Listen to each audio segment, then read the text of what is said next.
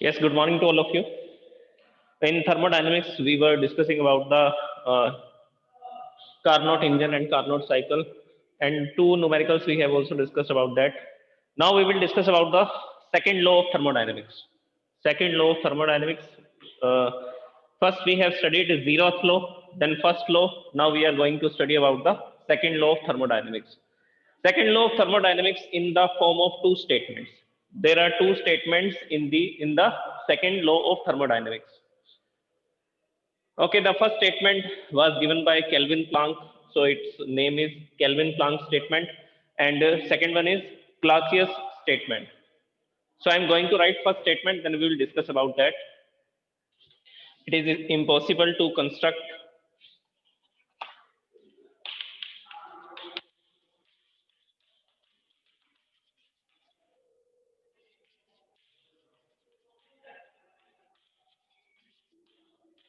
It is impossible to construct a heat engine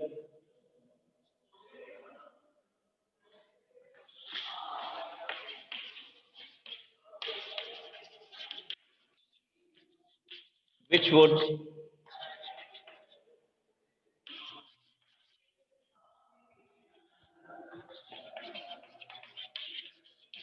absorb heat from the reservoir and convert it and convert 100% of heat absorbed into work and convert 100% of heat absorbed into work.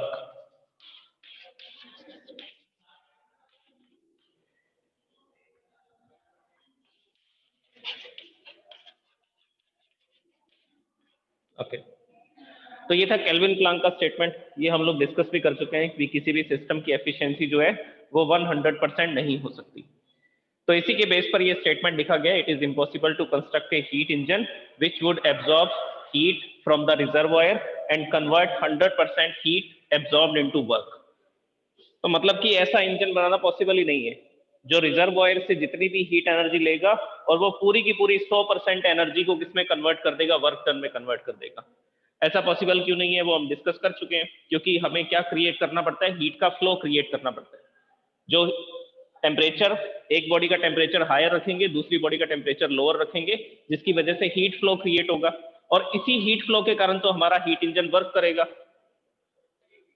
तो जो भी energy reservoir से absorb की जाएगी उसमें से कुछ ना कुछ एनर्जी तो सिंक को देनी ही पड़ेगी to maintain the flow of heat. क्या मेंटेन करने के लिए? हीट का फ्लो मेंटेन करने के लिए. तो ऐसा इंजन बनाना पॉसिबल नहीं है जिसकी एफिशिएंसी 100%, जिसकी एफिशिएंसी 100% हो, and that statement is known as Kelvin Planck statement. Second statement, Clausius statement. Simple statement थी, सबको समझ आ गया होगा कि 100% एफिशिएंसी का इंजन नहीं बनाया जा सकता. सोर्स से जो भी हीट एनर्जी लेंगे वो हीट एनर्जी दूसरे टाइप की एनर्जीज में भी कन्वर्ट होगी, जैसे कि साउंड एनर्जी प्रोड्यूस होगी. इंजन गर्म हो जाएगा तो कुछ एनर्जी सराउंडिंग में चली जाएगी और बाकी की एनर्जी साइलेंसर के थ्रू सिंक में चली जाएगी. तो पूरे की पूरी 100% जो एनर्जी एब्जॉर्ब हुई थी वो वर्क में कन्वर्ट नहीं होगी. Second statement is Clausius statement.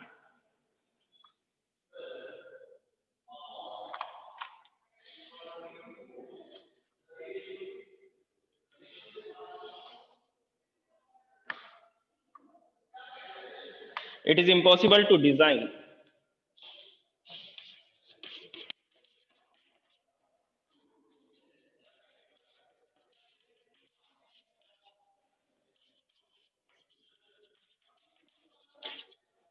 it is impossible to design a self-acting machine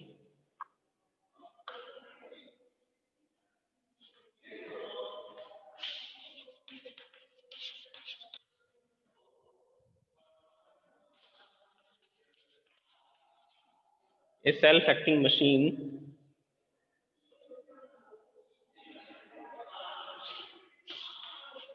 मतलब कि without any एक्सटर्नल एजेंसी। ये जो क्लासियस स्टेटमेंट हम स्टडी कर रहे हैं, इसके बेसिस पर हम लोग रेफ्रिजरेटर को पढ़ेंगे। Which would transfer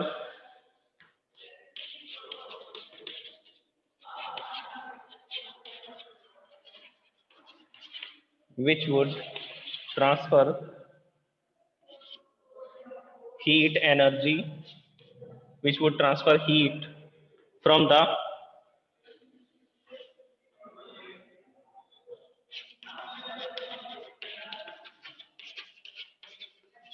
body of lower temperature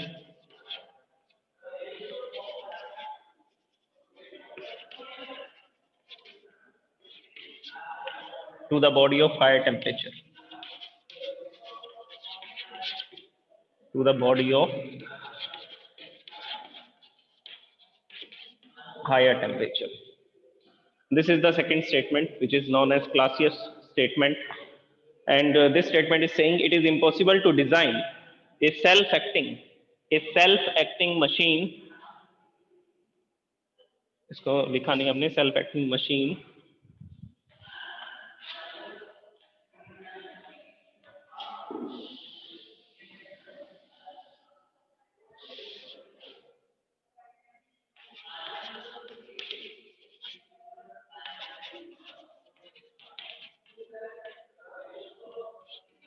without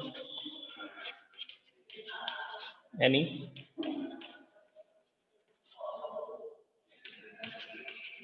external agency. Okay, तो इसमें ये बताया जा रहा है कि ऐसी मशीन बनाना पॉसिबल नहीं है जो क्या करेगी, जो हीट को ट्रांसफर करेगी from the body of the lower temperature to the body of the higher temperature. हमने जनरली क्या स्टडी किया, हमने तो ये स्टडी किया था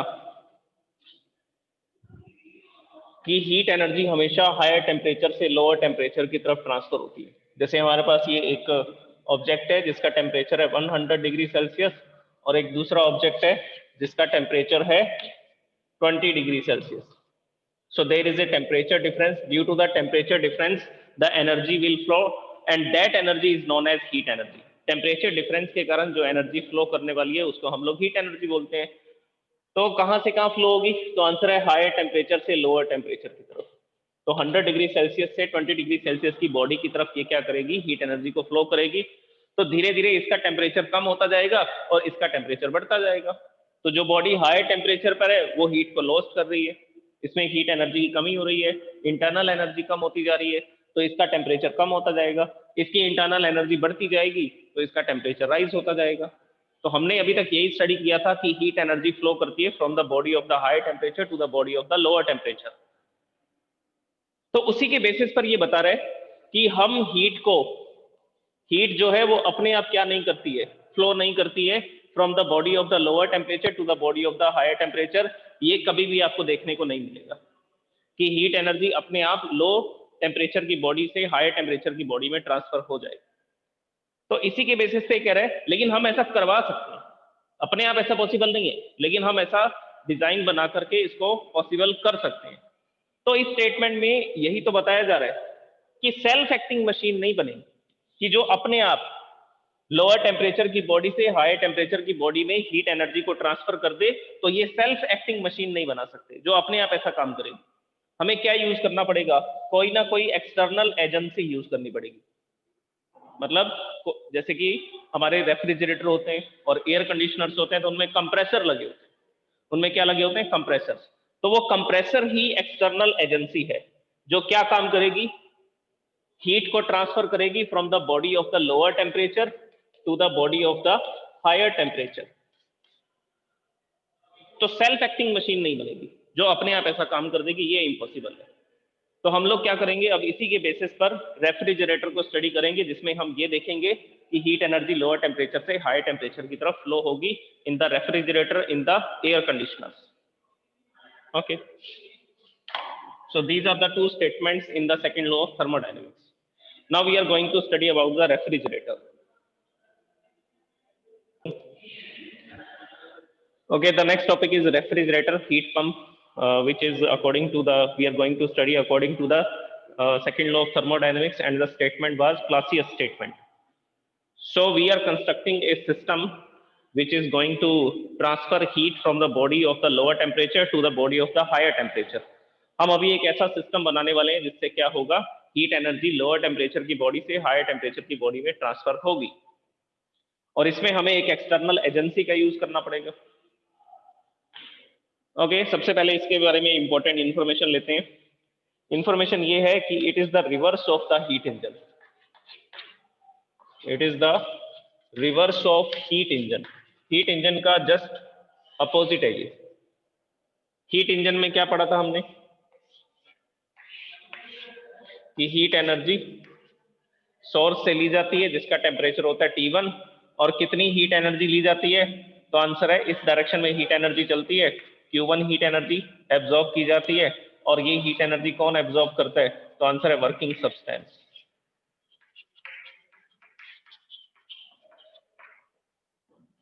वर्किंग सब्सटेंस कुछ हीट एनर्जी से वर्क डन करेगा और बाकी की हीट एनर्जी कहाँ रिजेक्ट कर देगा, सिंक में, which is at lower temperature, and that heat energy that is rejected by to the sink is Q2, and W is the work done. W is the work done. और ये जो diagram था, ये जो block diagram है, ये किसके लिए था, ये था हीट इंजन के लिए. अब हम इसका रिवर्स डायग्राम स्टडी करते हैं. रिवर्स डायग्राम में हम ये पढ़ेंगे कि हीट एनर्जी कहां से ली जाएगी, सिंक से ली जाएगी.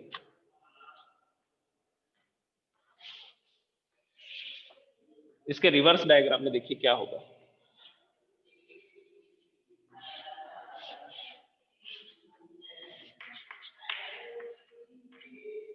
Source T1,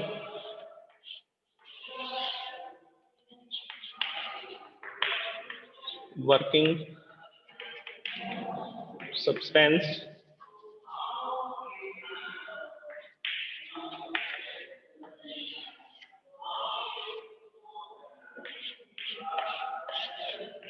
and here it is the sink at lower temperature T2. इसमें जस्ट अपोजिट करना है. तो हीट एनर्जी कहां से ली जाएगी, तो आंसर है सिंक से ली जाएगी. कितनी हीट एनर्जी लेंगे, Q2. और हीट एनर्जी कहां पर डाली जाएगी, कहां पर रिजेक्ट की जाएगी, तो आंसर है सोर्स में, Q1.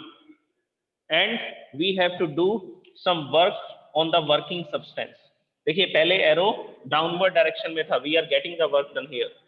अभी हमें क्या करना पड़ेगा, हमें वर्क डन करना पड़ेगा, गैस को कंप्रेस करना पड़ेगा, फिर एक्सपेंड करना पड़ेगा. तो हमें इसके ऊपर वर्क डन करना पड़ेगा. वर्क डन करके हम क्या कर सकते हैं, लोअर टेम्परेचर की बॉडी से हीट एनर्जी को कहां ट्रांसफर कर सकते हैं, सोर्स में ट्रांसफर कर सकते हैं from to the body of higher temperature. This is the body of lower temperature and this is the body of higher temperature. तो हीट एनर्जी का फ्लो आपको दिख रहा है, हीट एनर्जी का फ्लो आपको दिख रहा है. Q2 एनर्जी सिंक से ली गई और थोड़ा बहुत वर्क डन किया, तो Q2 प्लस W, ये दोनों एनर्जी कहां पर दे दी गई, ये दोनों एनर्जी सोर्स में रिजेक्ट कर दी गई, सोर्स में डाल दी गई. नॉट रिजेक्टेड, इसको डालना पड़ेगा, इसको करना पड़ेगा हमें transfer through the working substance by doing some work. तो सबसे पहली बात ये समझ में आई कि जो रेफ्रिजरेटर होता है, जो हीट पंप होता है, उसकी जो वर्किंग है वो हीट इंजन के रिवर्स है. जैसा हीट इंजन में हम लोग एरोज दिखाते हैं, उसकी जस्ट अपोजिट एरो बना देंगे तो किसका डायग्राम बन जाएगा, तो रेफ्रिजरेटर का डायग्राम बन जाएगा. अब इसके बेसिस पे मैं आपको बताता हूं कि ये किस तरह से हीट एनर्जी लेता है और कैसे वर्क करता है. तो मैं आपको बेसिक प्रिंसिपल बताने वाला हूं रेफ्रिजरेटर का. हमारे घर पर जो रेफ्रिजरेटर है उसमें क्या सिस्टम लगा हुआ है, देखिए यहां पर सिंक क्या है, सिंक वो ऑब्जेक्ट है जिसको हम ठंडा करना चाहते हैं. रेफ्रिजरेटर है तो आंसर है कि कूलिंग का वर्क होगा. देखिए नाम लिखा हुआ है रेफ्रिजरेटर, तो रेफ्रिजरेटर का काम क्या होता है, कूलिंग करना, ऑब्जेक्ट को ठंडा करना, थिंग्स को ठंडा करना, कूल डाउन करना.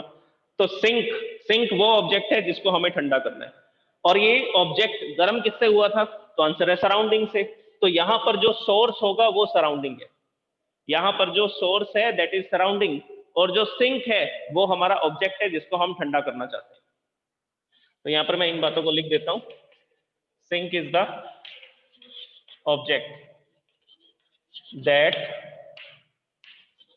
We want to cool down, जिसको हम ठंडा करना चाह रहे हैं, दैट इज सिंक। और सोर्स क्या है इस हीट इंजन में? जो सोर्स है that is surroundings which is at higher temperature. Refrigerator के अंदर हमने किसी भी ऑब्जेक्ट को रखा, उसका टेम्परेचर 10 डिग्री सेल्सियस है, बाहर सराउंडिंग का टेम्परेचर 27 डिग्री सेल्सियस है। तो अगर मैं वो 10 डिग्री सेल्सियस के ऑब्जेक्ट को बाहर निकाल करके रख दूंगा तो कहां से हीट एनर्जी लेगा वो? तो आंसर है सराउंडिंग से। तो वो सराउंडिंग किसका काम कर रहा है? सराउंडिंग की तो सोर्स का काम कर रहा है इसमें। ओके, अब रेफ्रिजरेटर की वर्किंग को समझिए। रेफ्रिजरेटर की वर्किंग में हम लोग एक कंटेनर बनाएंगे जिसके अंदर हम किसी भी ऑब्जेक्ट को ठंडा करने के लिए, कूल डाउन करने के लिए रख देंगे, और इस चैम्बर के चारों तरफ एक इस तरह से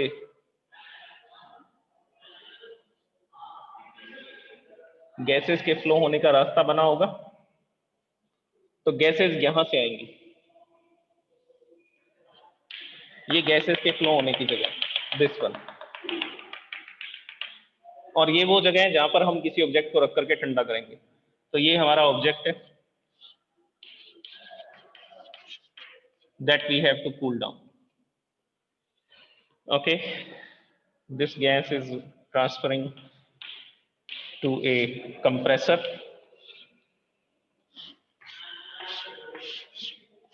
यहां पर हमने लगा दिया कंप्रेसर।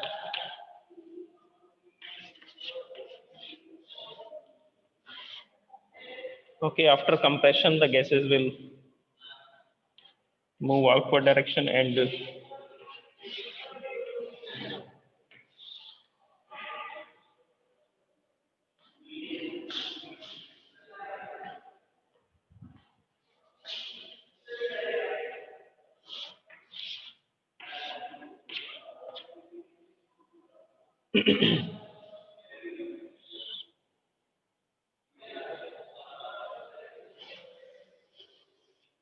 ये रेफ्रिजरेटर में हम लोग देखते हैं कि इसके पीछे की तरफ एक इस तरह का स्ट्रक्चर लगा होता है जिसमें थिन कैपिलरी ट्यूब्स होती हैं, बिल्कुल पतली ट्यूब्स होती हैं।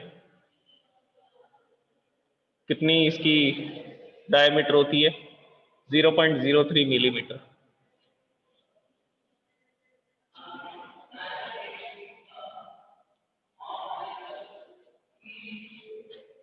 इसको भी थिन कर देते हैं यहाँ पे। Okay, so this is our refrigerator diagram, basic diagram, block diagram है। वर्क कैसे करेगा सुनिए। हमने क्या किया, एक ऑब्जेक्ट को इस चैम्बर के अंदर रख दिया। ये हमारा चैम्बर है जिसमें हम किसी भी ऑब्जेक्ट को ठंडा करना चाहते हैं, तो इस प्लेस पर इसको हमने रख दिया। तो ये ऑब्जेक्ट था हाई टेम्परेचर पे, गर्म था ये, इसको ठंडा करना है। तो ये हीट एनर्जी को रिलीज करेगा, ये हीट एनर्जी को रिलीज करेगा। तो ये हीट एनर्जी कहाँ जाएगी? इस चैम्बर के चारों तरफ ये जो गैसेज है, ये गैसेज इस हीट एनर्जी को एब्जॉर्ब करेंगी। ये गैसेज जैसे ही इस हीट एनर्जी को एब्जॉर्ब करेंगी तो वो लिक्विड से वेपर स्टेट में आ जाएगी।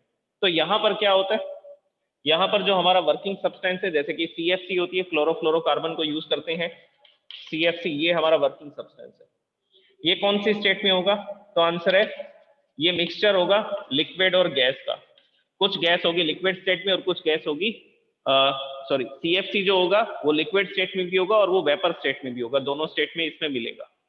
तो ये ऑब्जेक्ट जैसे ही हीट एनर्जी को रिलीज करेगा और ये गैस जो है CFC इस हीट एनर्जी को एब्जॉर्ब करेगी, CFC इस हीट एनर्जी को एब्जॉर्ब करेगा, तो वो बाकी का लिक्विड जो यहाँ पर था वो भी किस में कन्वर्ट हो जाएगा? हीट एनर्जी को एब्जॉर्ब करते ही वो भी गैस में कन्वर्ट हो जाएगा। ओके, तो CFC ने हीट एनर्जी को लिया, किससे लिया? तो आंसर है ऑब्जेक्ट से, क्योंकि ऑब्जेक्ट ही तो हीट एनर्जी रिलीज कर रहा है। अंदर का ये जो गैस है इसका टेम्परेचर तो कितना है? इसका टेम्परेचर है 0 डिग्री सेल्सियस, और ये जो ऑब्जेक्ट है ये था 15 डिग्री सेल्सियस पे या 20 डिग्री सेल्सियस पे। तो ये हीट एनर्जी को रिलीज कर रहा है, गैस इस हीट एनर्जी को ले रही है। ओके, अब जैसे जैसे ये CFC हीट एनर्जी को ले रही है वो वैसे वैसे लिक्विड से किस में कन्वर्ट हो रही है? गैस में कन्वर्ट हो रही है। फिर ये गैस किस पाइप के थ्रू आगे जा रही है? ऐसा, ये यहां पर आई, ये इसके फ्लो की डायरेक्शन है। अब गैस जैसे ही बाहर निकली, हमने यहाँ पर एक मोटर लगा रखी है, एक कंप्रेसर लगा रखा है, मोटर के साथ में एक कंप्रेसर जोड़ा हुआ है। कंप्रेसर हमने पढ़ा, इसी तरह का होता है पिस्टन जो हमने पढ़े थे। ये पिस्टन है, इसमें एक सिलेंडर होगा और सिलेंडर के बीच में ये पिस्टन लगा होगा। तो ये पिस्टन का क्या काम होगा, यहाँ पर जो गैस है इसको कंप्रेस कर देना। इसको क्या कर देना, कंप्रेस कर देना। तो मोटर के साथ में जो कंप्रेसर जुड़ा हुआ है वो कंप्रेसर इस गैस को कंप्रेस करने वाला है। और हमें पता है कंप्रेशन में हीट प्रोड्यूस होती है। हम जो भी वर्क डन करेंगे गैस पर उसको दबाने में, वो उसकी इंटरनल एनर्जी बन जाएगी। वो उसकी क्या बन जाएगी, इंटरनल एनर्जी। तो कंप्रेसर ने क्या किया, सडन कंप्रेशन किया। सडन कंप्रेशन मतलब कि एडियाबैटिक कंप्रेशन। सडन कंप्रेशन का मतलब होगा एडियाबैटिक कंप्रेशन। और जैसे ही कंप्रेशन होगा, अभी देखो ये गैस ने हीट एनर्जी ली थी, पहले 0 डिग्री सेल्सियस पर थी, ये गर्म होकर के यहां से बाहर निकली, तो अभी इसका टेम्परेचर है 10 डिग्री सेल्सियस। अभी इसका टेम्परेचर है 10 डिग्री सेल्सियस। कंप्रेसर ने इसको कंप्रेस किया। जैसे ही कंप्रेस किया, ये जो गैस है इसका टेम्परेचर हो गया 90 डिग्री सेल्सियस। इसका टेम्परेचर कितना हो गया, 90 डिग्री सेल्सियस। अब कंप्रेशन के बाद ये गैस बाहर निकली और ऐसा ऊपर की तरफ जा रही है। तो हम देखते हैं कि हमारे रेफ्रिजरेटर के पीछे से हीट एनर्जी निकलती होती है। तो वो यही जगह है। यहां पर इसके अंदर गैस है 90 डिग्री सेल्सियस की। इसके अंदर जो गैस है CFC है वो 90 डिग्री सेल्सियस की है। और बाहर का जो टेम्परेचर है सराउंडिंग का वो कितना है, 27 डिग्री सेल्सियस। तो ये 90 डिग्री सेल्सियस की जो गैस है ये हीट एनर्जी को कहां पर रिलीज करेगी, ये हीट एनर्जी को सराउंडिंग में रिलीज करेगी। तो यहां पर हीट एनर्जी सराउंडिंग में जाती है। यहां पर हीट एनर्जी कहां जाएगी, सराउंडिंग में, मतलब सोर्स। ओके, अब इसके बाद ये 90 डिग्री सेल्सियस की गैस अपनी हीट एनर्जी को रिजेक्ट कर रही है। कहां पर, सराउंडिंग में रिजेक्ट कर रही है। तो धीरे धीरे इसका टेम्परेचर कम हो जाएगा। धीरे धीरे इसका टेम्परेचर कम हो जाएगा और यहां पर भी ये क्या करती रहेगी, हीट एनर्जी को रिजेक्ट करती रहेगी। तो रिजेक्ट करते करते करते करते इसका टेम्परेचर मान लेते हैं हम लोग 50 डिग्री सेल्सियस के आसपास चला जाता है, क्योंकि बाकी हीट एनर्जी इसने रिजेक्ट कर दी। यहाँ 90 डिग्री था, हीट एनर्जी रिजेक्ट करने के बाद इसका टेम्परेचर 50 डिग्री सेल्सियस है। तो 50 डिग्री सेल्सियस की गैस इसमें फ्लो कर रही है। अब आगे जाकर के यहाँ पर ये जो कैपिलरी ट्यूब थी इसका डायमीटर था 0.03 मिलीमीटर, इतनी थिन होती है। तो गैसेस जो है वो बहुत ही स्मॉलर वॉल्यूम के अंदर थी, बहुत ही छोटी वॉल्यूम में थी। और यहां पर जाकर के this is our area where we are doing the sudden expansion. अब यहां पर क्या करेंगे, यहां पर होगा सडन एक्सपेंशन। ये एक पतली सी ट्यूब से गैस बाहर आई और यहां पर ये चैम्बर बहुत बड़ा है। तो यहां आते ही क्या होने लगा, यहां पर आते ही एक्सपेंशन हो गया। और हमें पता है जब भी एक्सपेंशन होगा तो टेम्परेचर कम हो जाएगा। तो गैस जैसे ही आ रही थी सडनली एक्सपेंड हो गई। सडनली एक्सपेंड होने से क्या होगा, यहाँ का टेम्परेचर 0 डिग्री सेल्सियस या 0 डिग्री सेल्सियस से भी कम चला जाएगा। तो ये गैस जैसे ही यहाँ पर आई इसका टेम्परेचर हो गया -5 डिग्री सेल्सियस।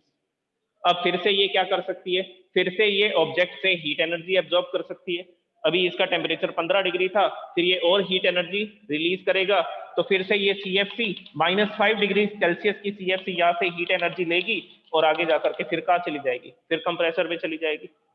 कंप्रेसर इसको कंप्रेस करेगा और इसका टेम्परेचर बढ़ा देगा। टेम्परेचर क्यों बढ़ाया गया, ताकि ये गैस अपनी हीट एनर्जी सराउंडिंग में रिजेक्ट कर सके। तो ये गैस अपनी हीट एनर्जी सराउंडिंग में रिजेक्ट करती है और आगे जाकर के हम इसको एक थिन ट्यूब के अंदर ट्रांसफर करते हैं, घुमाते हैं। और कुछ देर इस पतली ट्यूब में रहने के बाद क्या होगा, वो एक छोटी वॉल्यूम में थी और सडनली यहाँ पर आकर के चैम्बर का जो ये ट्यूब यहाँ पर आकर के इस चैम्बर में जुड़ी हुई है, चैम्बर में जैसी आती है तो यहाँ पर ये एक्सपेंशन होता है। ये गैस एक्सपेंड हो जाती है, सडनली एक्सपेंड हो जाती है। और सडन एक्सपेंशन में टेम्परेचर डिक्रीज हो जाएगा। कंप्रेशन में अगर टेम्परेचर बढ़ रहा है तो एक्सपेंशन में टेम्परेचर कम हो जाएगा। सो this is the working of our refrigerator. हमारे रेफ्रिजरेटर जो है, एयर कंडीशनर जो है, वो इसी तरह से वर्क करते हैं। ओके, एयर कंडीशनर भी ऐसा ही वर्क करता है। उसमें भी कंप्रेसर लगा होता है। वो कंप्रेसर का यही काम होता है, पहले गैस का टेम्परेचर बढ़ा देना जिससे वो अपनी हीट एनर्जी सराउंडिंग में दे सके, बाद में उसको ट्यूब्स में घुमा करके सडनली एक्सपेंड करते हैं। वो सडनली एक्सपेंशन का एरिया कहाँ पर होता है, तो एसी के अंदर 2 यूनिट होते हैं, एक होती है आउटडोर यूनिट, एक होती है इंडोर यूनिट, जो हमारे रूम के अंदर लगी होती है स्प्लिट एसी में। तो यहां पर वो एक्सपेंशन का सिस्टम लगा होता है इंडोर यूनिट में। कंप्रेशन वाला जो सिस्टम है वो आउटडोर यूनिट में, जहां पर हीट प्रोड्यूस होगी, टेम्परेचर बढ़ेगा, तो वो आउटडोर यूनिट में होता है। और जहां पर एक्सपेंशन करवाना है वो हमने कमरे के अंदर लगा लिया। तो गैस यहां पर आकर के सडनली एक्सपेंड होती है, टेम्परेचर -5 डिग्री या -10 डिग्री के आसपास चला जाता है गैस का टेम्परेचर, और यहाँ पर फैन लगा होता है, वो फैन इस ठंडी हवा को कमरे में फेंकता है। This is the working of the air conditioner. तो एयर कंडीशनर और रेफ्रिजरेटर इनकी वर्किंग सेम है।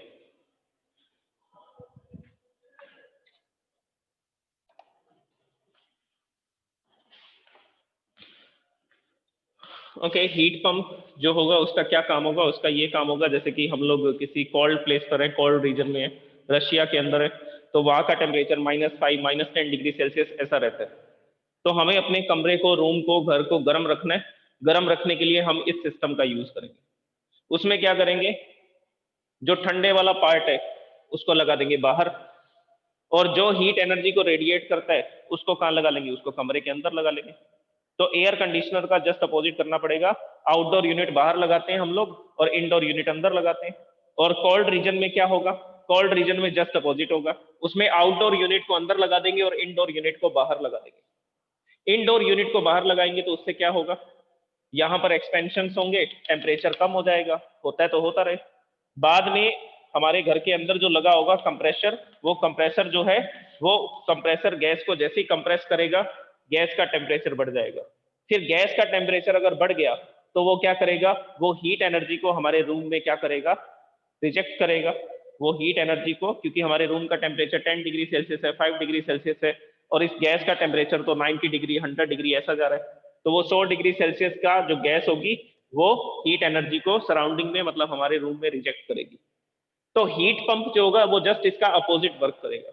बस हमें क्या करना है, इस सिस्टम को रूम के अंदर लगाना है, इस सिस्टम को रूम के बाहर लगाना है एट द कोल्ड रीजन। और एयर कंडीशनर जो हम यूज कर रहे हैं उसमें क्या करेंगे, उसमें हम इंडोर यूनिट में ये लगाएंगे और आउटडोर यूनिट में ये पूरा का पूरा सिस्टम लगाएंगे। दिस सिस्टम, ये वाला सिस्टम आउटडोर यूनिट में होगा। Okay, so this is about the refrigerator and heat pump. अब हम बात करेंगे इसकी परफॉर्मेंस की। ओके, वो परफॉर्मेंस हम लोग कल देखते हैं, रेफ्रिजरेटर की परफॉर्मेंस किस तरह से निकाली जा सकती है, और उसके लिए हम लोग क्या सिंबल यूज करेंगे। फिर इसके एक दो न्यूमेरिकल्स भी देखेंगे, इसके हीट पंप के, रेफ्रिजरेटर के। Thank you so much.